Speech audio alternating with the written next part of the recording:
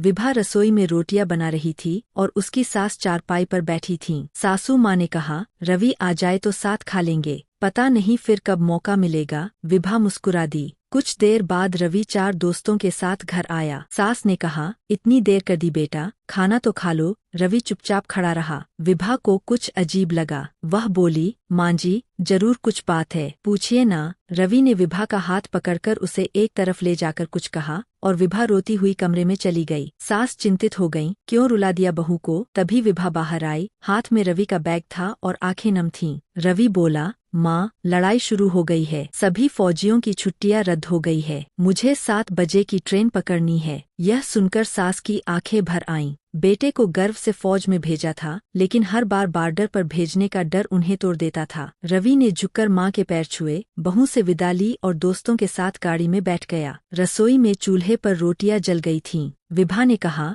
माँ जी, आप रोटी खा लीजिए। सास ने दुखी स्वर में कहा, जिसके साथ खाना था वो भूखा ही चला गया, अब भूख नहीं है। दोनों चुपचाप दरवाजे की ओर देखने लगीं, जहां उनका फौजी बेटा दूर निकल चुका था। सीख, देश की सेवा करने वाले सिपाही ही नहीं, उनके पीछे रोती माँ और पत्नी भी वीर होती है।